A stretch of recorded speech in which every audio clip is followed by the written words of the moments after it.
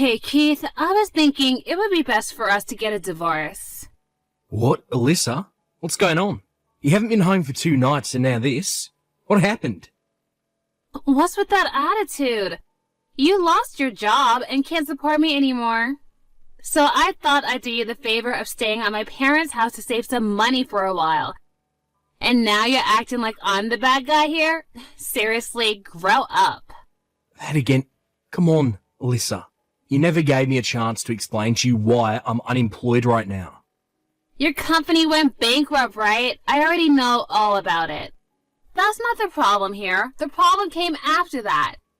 You were all like, my friend invited me to come work at his company. Like, for real? Well, congratulations. You used your connections to get ahead. Whoop-de-doo. Glad you're working out your privilege. Okay, that's not fair. Just because I happen to have an in at that company doesn't mean I'm doing anything underhanded. And yeah, it all started when my last company went bankrupt, you're right. But while I was looking for a new job, my friend just so happened to be starting up his own company. He asked me to help him out, and I agreed, that's all. How does that change the fact that you're nothing but a Nepo baby? For crying out loud, Alyssa. This sort of thing happens all the time. I'm not a Nepo baby. Do you even know what that term means? I'll have you know that the reason my friend asked me to help him get his company going was because he knew what a skilled businessman I am.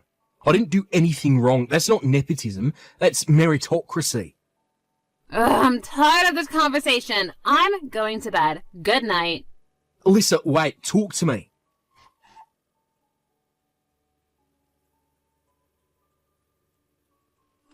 Hey, Alyssa. You stopped by the house this afternoon, didn't you?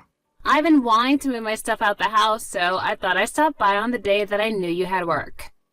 You moved your stuff out? Why? You still don't get it. Do I really need to spell it out for you? No, I've got no idea what this means.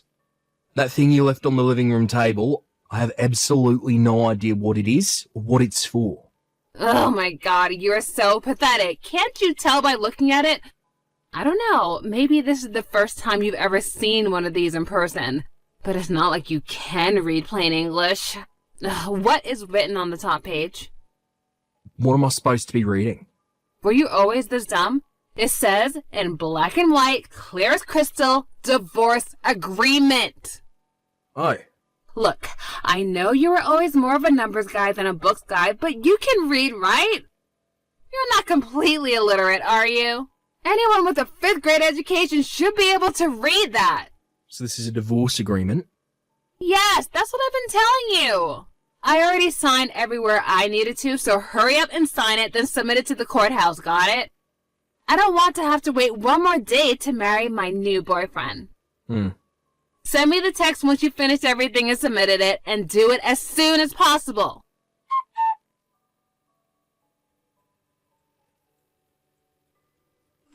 Hi, Eugene. Sorry to bother you so early in the morning. You got a minute?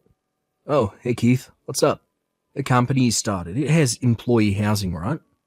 Yeah, a couple of the guys I hired were single dudes from out of town, so I thought it would be good to help them out a bit. My dad owns a couple apartment buildings, so I'm renting one of them from him to use for employee housing. There any openings left? Wait, what? I mean, yeah, there are, but they're not really designed for couples. Yeah, about that. I'm not going to be in a couple for very much longer, it seems. Huh? Hold on, are you saying you're getting divorced? Yep. What the? You've barely been married for, what, 2 years now? What in the world happened between you? It's kinda hard to explain. Is it about you losing your job after the last company went bankrupt? I guess that could cause some relationship strain. Well, it's not really the main cause, but you could say that it was the first domino in the chain. Did you tell her that I'm hiring you to work at my company? Maybe that would reassure her. Yeah, I did. And it actually just made matters worse. I'm very confused. Don't get me wrong, I definitely don't blame you. It's not your fault at all. She said that because you're my friend, that me getting hired into your company makes me a Nepo baby. A Nepo baby. As far as I'm concerned, you're the most qualified person for the job I can think of. That's why I hired you. Yeah, I know that. And I'm incredibly grateful. I'm excited about it too. This is going to be a really challenging and rewarding position for me. Okay, well, it makes me feel a lot better to hear you say that. You're going to be making a decent amount more than you were at your old job, so I don't see any reason for your wife to be anything but ecstatic. I'm sorry I had to drag you into my personal affairs. I just thought that you deserved to find out sooner rather than later. I don't know what her problem is with getting hired through connections, but she was really ticked off when I told her. And that bizarre prejudice of hers is the sole reason our relationship has turned to complete chaos these last few days. Sorry to hear about that, man. But come to find out, there's actually a much bigger issue at play. Yeah? What is it? Well, yesterday, I found out that my wife actually has a totally unrelated reason for being so ridiculous about getting hired into your company. Go on. She's seeing another guy. What? Seriously? I'm pretty sure, yeah. I'm betting she thought if she divorced me while I'm unemployed, she could get a better share of the assets during our divorce proceedings. However, you inviting me over to your company threw a wrench into her plans, since it meant that I'd be getting a new and better job a lot sooner than she had planned on. So she's just doing the whole "you're a Nepo baby" act to buy time. If she can either delay me joining your company or get the plan nixed altogether, all the better for her, right? Yeah, that would make sense. I suppose the next step for you is to get a lawyer and talk about the divorce with him. Or maybe you should look into your wife's boyfriend. You could hire a private detective to look into him so you can really sock it to your wife in court. Actually, I can skip that step. I've already figured out who her boyfriend is. His name, where he lives, everything. Wow, really? That was fast. I bet that most guys in a position like mine would be pretty depressed about the situation, blame themselves and just in general have a pretty negative outlook on life. But honestly, noticing the critical clue that Alyssa left for me has actually made this pretty interesting for me. She was careless in a rush to divorce me, and now it's my turn to get back at her. Of course, I'll still get a private detective so I can get some hard evidence to use in court. Well, I'm not really sure I understand the situation, but I'm glad you're having fun, I guess. Anyway, for the time being, I should go ahead and get a room for you ready in the company apartment, right? Yeah, I'd really appreciate you taking care of that for me. Gotcha. Let me know if there's anything I can do to help. If I need anything, you'll be the first person I'll call.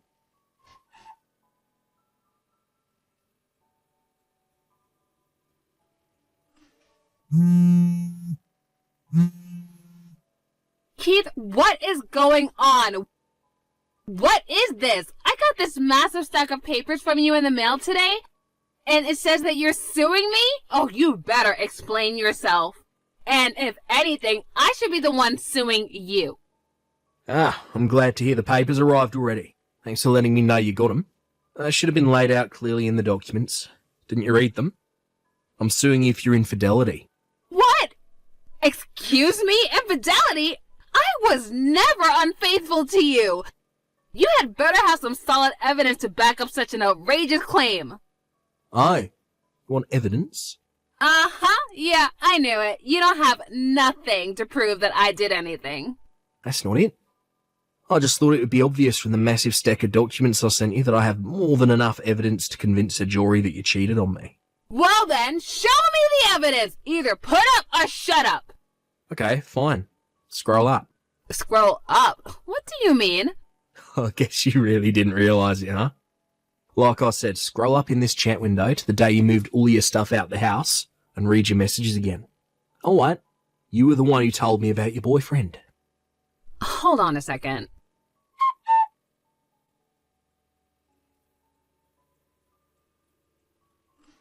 Oh, okay, so this is obviously one big, huge misunderstanding.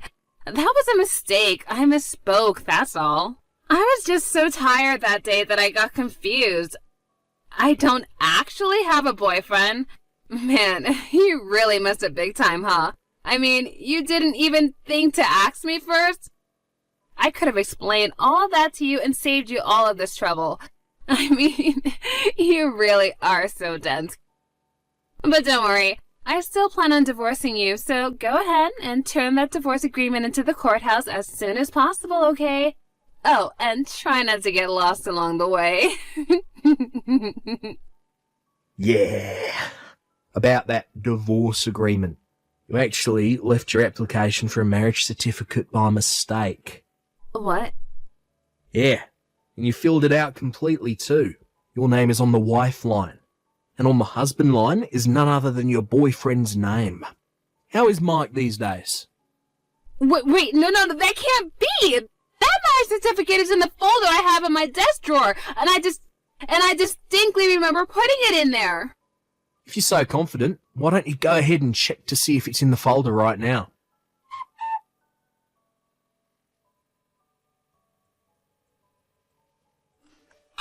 It's not there!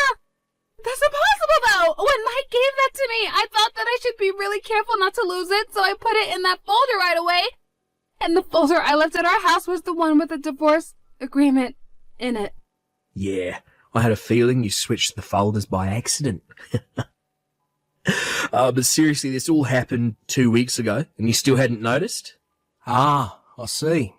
So you were so afraid about losing it that you missed your chance to notice it was gone before it's too late. Mike's the guy that was hitting on you about a year ago, wasn't he? You still seeing him? No, give me back the marriage certificate application! How about this? I'll trade you the marriage thing for your divorce agreement. But before that, we need to settle the matter of your infidelity in court. Or you could talk to my lawyer, and we can settle. I don't have any money! Oh, you don't need to worry about that. Your parents said they'd cover the bill for you. Isn't that nice of them? They're a great couple of people. No, what? Of course you're going to have to pay them back for it. They were very explicit about it not just being a gift, so I hope you're prepared for that. You told my parents about everything? I was just looking out for my own interests. Couldn't have you running away from paying me what you owe me, could I? I'm gonna have to talk to Mike about this. I wouldn't waste your time trying to contact him. I doubt he'll be very responsive to you. What? Why? I'm suing him too. I already sent him his package the other day. Oh, wait. How do you even have his address? Isn't it obvious? It was written on your marriage certificate application. Oh, yeah, I forgot. Coincidentally, Mike's parents are going to be paying his settlement to me just like yours are for you. They've taken away his phone and sent him to his uncle's company to work off the debt. I asked them what business his uncle was in, and they said, you're better off not knowing. They did say they were sure he'd be whipped into shape in no time, whether he likes it or not, so good news, I guess. Oh no, I really screwed up. Oh, you can say that again. But from now on, all of our communications will take place through my lawyer. You can give the divorce agreement you mixed up with your marriage certificate application to him. We'll talk more about the terms of our divorce after my lawsuit against you for infidelity is taken care of. Well, after thinking it over, maybe we can work things out between us, Not happening. Goodbye. Wait, hold on, Keith, wait! I changed my mind! I don't want to get a divorce anymore! Keith, please!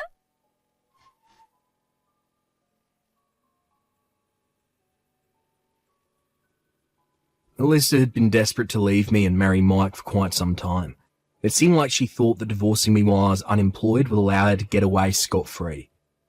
But after she blew up her own plan with one of the biggest switch-ups I've ever seen, combined with learning that she would never be able to see her dear Mike ever again, she hit rock bottom. She tried confronting me at the house that we used to live in together, but unfortunately for her, I'd already moved out. I'd already moved into the employee housing for Eugene's company by that time. Knowing she would never get a chance to speak to me again either, she fell even further into a depression. She snapped out of that pretty quickly. Her parents came along to collect on her debt. She's now stuck doing office work at a nearby company during the day and doing janitorial work at the same company during the night. According to her parents, as soon as she pays off every last cent that she owes them, they're kicking her out of the house and cutting her out of their lives. They've already got a lawyer working on writing her out of their will.